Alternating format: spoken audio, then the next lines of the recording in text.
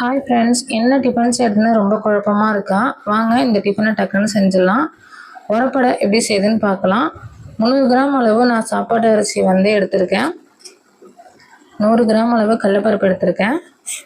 50 gram அளவு துவரம்பருப்பு எடுத்திருக்கேன். 100 கிராம் அளவு உருண்டை உளுந்து, வெள்ளை உளுந்து எடுத்துருக்கேன். நீங்கள் கருப்பு உளுந்து கூட எடுத்துக்கலாம். இதை நல்லா வாஷ் பண்ணி எடுத்துக்கிறேன். வாஷ் பண்ணிவிட்டு ஒரு 2 மணி நேரம் ஊறட்டும்.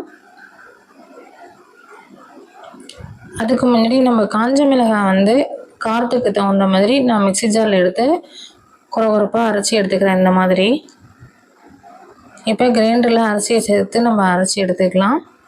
நான் ஏன் மிக்ஸி ஜாரில் சேர்த்து மிளகாய் அரைச்சிருக்கேன்னாக்கா, இது 1-2 அரைப்படாது. அதனால் நான் இந்தமாரி குறப்பாக அரைச்சி எடுத்துக்கிட்டேன்.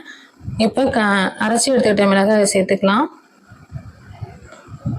ஒரே மாதிரி மிக்சிங்காக இருக்கும், அதனால் நான் மிக்ஸி ஜாரில் அரைச்சி எடுத்துக்கிட்டேன். 2 ஸ்பூன் அளவு பெருஞ்சீரகம் சேர்த்துக்கலாம்.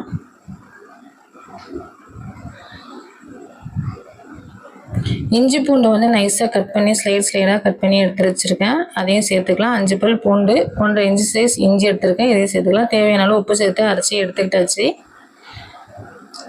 இதுக்கு சின்ன வெங்காயம் ரொம்பவே டேஸ்ட்டாக இருக்கும். நான் அவசரத்துக்கு நான் பெரிய வெங்காயம், பல்லாரி வெங்காயம் நைஸாக கட் பண்ணி எடுத்துருக்கேன். ரொம்ப பெருசாக தோசை ஊற்றுறதுக்கு நமக்கு வசதியாக இருக்காது. நான் கொஞ்சம் நைஸாக கட் பண்ணி எடுத்துக்கோங்க. கருவேப்பிலை சேர்த்துருக்கேன்.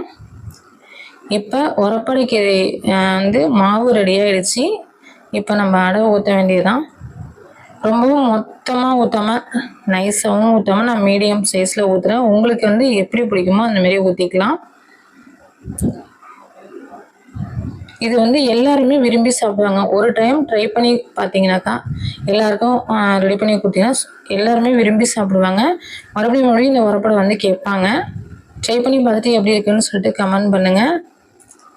இந்த வீடியோ உங்களுக்கு பிடிச்சிருக்குன்னு நினைக்கிறேன்.